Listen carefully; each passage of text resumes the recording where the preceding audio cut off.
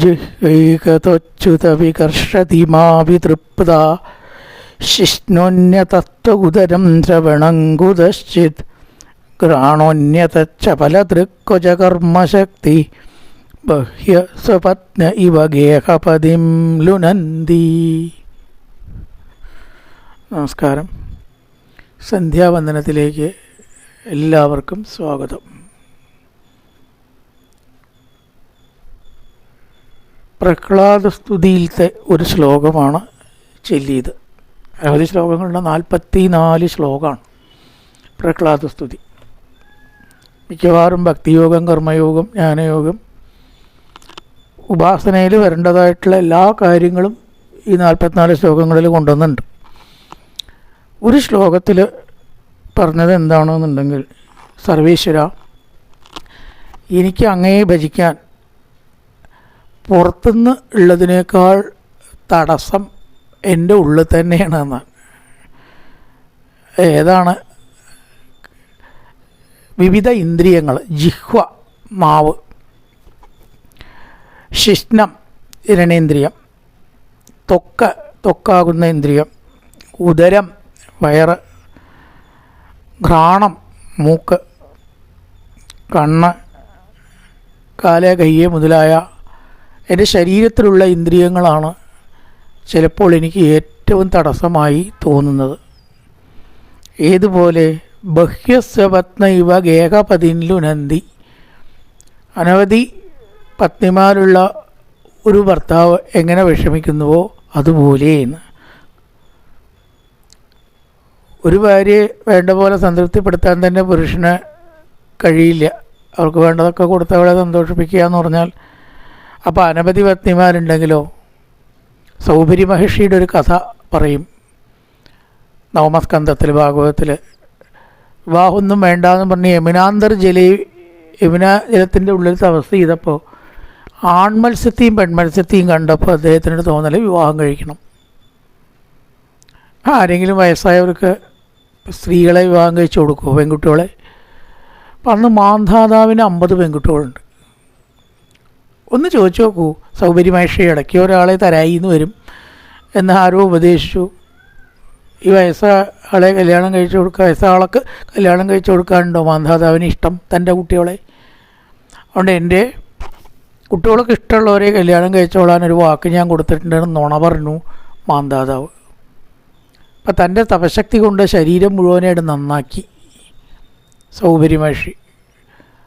എന്നിട്ട് നിങ്ങൾക്ക് ഇഷ്ടമുള്ളവരെ കല്യാണം കഴിച്ചോളാൻ നിങ്ങളുടെ അച്ഛൻ പറഞ്ഞിട്ടുണ്ട് എന്ന് പറഞ്ഞപ്പോൾ ഈ 50 കുട്ടികൾക്കും ഇദ്ദേഹത്തെ ഇഷ്ടമായി. നല്ലൊരാളാണ്, യുവകോമളനായിട്ടാണ് പോയത്. തപശക്തി കൊണ്ട് ശരീരം മാറ്റി, വയസ്സായ ആളൊക്കെ മാറി. 50 കുട്ടികളെ വിവാഹം കഴിച്ചപ്പോണ്ടല്ലോ, ആദ്യഘട്ടത്തിലൊക്കെ ഒരു സുഖം തോന്നി. ഇടത്തേക്കാൽ ഒഴിയാൻ ഒരാൾ, വലത്തേക്കാൽ ഒഴിയാൻ ഒരാൾ, ഇടത്തേ കൈ ഒഴിയാൻ. കുറച്ച് കഴിഞ്ഞപ്പോൾ അദ്ദേഹം ഒരു കവിത എഴുതി വെച്ചു. ഇത്രേ: ഏകത്തപത്യകം അത് 50 മത്സ്യസംഗാത്. ഏകനും തപസ്വിയുമായിട്ടുള്ള ഞാൻ ആ വെള്ളത്തിൽ മുങ്ങിക്കിടന്നപ്പോൾ എന്തൊരു സുഖമായിരുന്നു. അപ്പം 50 എണ്ണത്തിൻ്റെ ദാസനാവേണ്ടി വന്നില്ലേ എന്ന്. മതിയായി അദ്ദേഹത്തിന്. അപ്പോൾ സാധാരണ നിലയ്ക്ക് ഇത്രയും പത്നിമാരുള്ളൊരു പുരുഷൻ, ഒരാളൊന്ന് പറഞ്ഞാൽ വേറെ ആൾ വേറൊന്ന് പറയും ഇല്ലേ? നേരെ വിപരീത പറയുക. ഒരാളെ തൃപ്തിപ്പെടുത്താൻ പറ്റാത്ത ആൾക്ക് വിവിധ ആൾക്കാരെ തൃപ്തിപ്പെടുത്താൻ പറ്റുമോ? ഒടുവിൽ അദ്ദേഹം സന്യസിച്ചു, എല്ലാവരെയും മോക്ഷമാർഗത്തിലേക്ക് നയിച്ചു എന്നാണ് ഇവിടെ. ബഹ്യസ്യ പത്നിയ, അനവധി പത്നിമാരുള്ളൊരു പുരുഷൻ കഷ്ടപ്പെടുന്നത് പോലെ കയ്യ് പല ദിക്കിലേക്കും വലിക്കണു, അത് ചെയ്യണം ഇത് ചെയ്യണം. കാല് പല ദിക്കിലേക്ക് പോകണമെന്ന് പ്രേരിപ്പിക്കണു. കണ്ണ് വേണ്ടാത്തടത്തേക്കൊക്കെ പോകണമെന്ന് തോന്നണു അല്ലേ? നേരം വിളിച്ചായ TV കാണുക, മൊബൈൽ കാണുക. എന്നാൽ നല്ലതാ കാണാച്ചാൽ കുഴപ്പമില്ല അല്ലേ? വേണ്ടാത്ത സീരിയലും സിനിമയൊക്കെ കാണണം. നാവ് എന്തൊക്കെ സ്വാദം അനുഭവിക്കണം എന്നാണ് നമുക്ക് മോഹം. നീ പുതിയ പാചകക്കുറിപ്പ് അയച്ചോളൂ കേട്ടോ ഉണ്ടാച്ചാൽ പറയും വനിതാവേദിയോ വല്ലതൊക്കെ ഉണ്ടാച്ചാൽ. ഇതൊക്കെ ഉണ്ടായിട്ട് പോരാഞ്ഞിട്ടേ ഇത് വെച്ചുണ്ടാക്കാൻ നമുക്ക് സമയമില്ല. അപ്പോൾ നാവ് എന്തൊക്കെയാണ് അനുഭവിക്കണമെന്ന് നിശ്ചയില്ലാതെ നമുക്ക് പ്രേരണ നൽകുകയാണ്. കണ്ണ്, ചെവി പരദൂഷണവും വേണ്ടാത്ത പാട്ടും ആ പാട്ടും ഒക്കെ കേൾക്കണം നമുക്ക്. ഓരോ പാട്ടുകളൊക്കെ ആലോചിച്ച് നോക്കിയാൽ എന്തൊക്കെ പാട്ടുകൾ ആലോചിച്ച് നോക്കും. കണ്ടു കണ്ടില്ല, കേട്ടു കേട്ടില്ല. കണ്ടു എന്നും പറയും, അപ്പം തന്നെ കണ്ടില്ല എന്നും പറയും.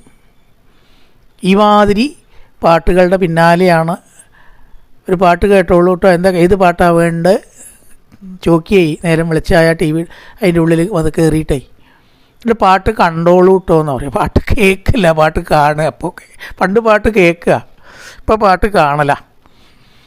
ഇങ്ങനെ വിവിധ കാര്യങ്ങൾ കേൾക്കണം, വേണ്ടാത്ത സംഗതികൾ പറയണം. നാവുകൊണ്ട് രണ്ട് കാര്യമുണ്ട്, ഒന്ന് സ്വാധീനം അനുഭവിക്കൽ, പിന്നെ ഒന്ന് വർത്തമാനം പറയൽ. അത് നല്ലതാ പറഞ്ഞു വെച്ചാൽ കുഴപ്പമില്ല.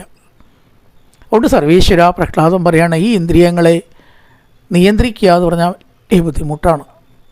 അതുകൊണ്ട് അങ്ങയെ ഭജിക്കാൻ പലപ്പോഴും എനിക്ക് വിഷമം നേരിടുന്നു. പക്ഷേ അദ്ദേഹം തന്നെ അവസാനം പറയുന്നുണ്ട്, അത് കുഴപ്പമില്ല, ഒരൊറ്റ മാർഗ്ഗം അവലംബിക്കുക. കയ്യുണ്ട്, എന്തിനാ വെറുതെ പഴിക്കണത്? ഈശ്വരപൂജ ചെയ്തൂടെ? ശ്രീകൃഷ്ണായ നമഃ, കമലാനാഥായ നമഃ, വാസുദേവായ നമഃ, തുളസിപ്പൂവ്, താമരപ്പൂവ് അർച്ചിച്ചാൽ മതി. ആ കൈ നമ്മുടെ ബന്ധുവായി മാറും. എന്തിനാ കണ്ണിനെ പഴിക്കണേ?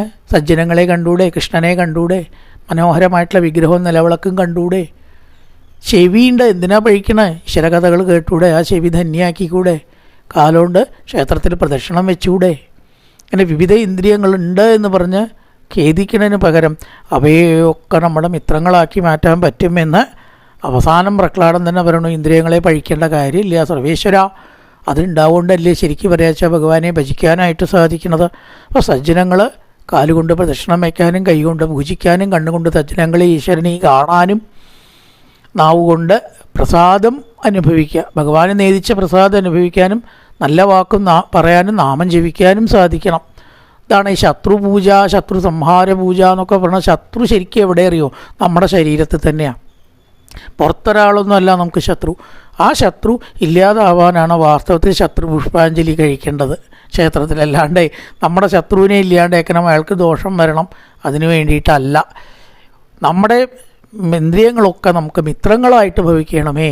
ഈശ്വരനെ ഭജിക്കാനായിക്കൊണ്ട് ഈ ദേഹം ഉപയോഗിക്കാനായിട്ട് സാധിക്കണേ. സമസ്ത ഇന്ദ്രിയങ്ങളും ഈശ്വരപൂജയിൽ മുഴുകാൻ സാധിച്ചാൽ ഈ ശരീരം നമുക്കൊരു മിത്രമായിട്ട് മാറും എന്ന് പ്രഹ്ലാദൻ അവസാനം തൻ്റെ സ്തോത്രത്തിൽ താൻ തന്നെ പറയുന്നു. ഇപ്പോൾ അവിടെ ഇന്ദ്രിയങ്ങളുടെ ദോഷത്തെ പറഞ്ഞു, ഒടുവിലായി ഇന്ദ്രിയങ്ങളെ എങ്ങനെ നമ്മുടെ ബന്ധുക്കളാക്കാം എന്ന് പറഞ്ഞിരിക്കുകയാണ്. സർവം ഈശ്വരപൂജയ്ക്കായിട്ട് ഉപയോഗിച്ചാൽ ഈ ഇന്ദ്രിയങ്ങൾ ഒരിക്കലും നമ്മുടെ ശത്രുക്കളാവില്ല എന്ന തത്വമാണ് നമ്മൾ മനസ്സിലാക്കി പ്രവർത്തിക്കേണ്ടത്. ജിക്വൈകതൊച്യുതപി കഷ്ടതിമാപി തൃപ്ത ശിഷ്ണോന്നതത്വകുതരം ശ്രവണങ്കുതച്ചിൽ ക്രാണോന്യതച്ച ഫലതൃക്വച കർമ്മശക്തി ഭക്യത്വപത്ന ഇവകേകപതിം ലുനന്തി.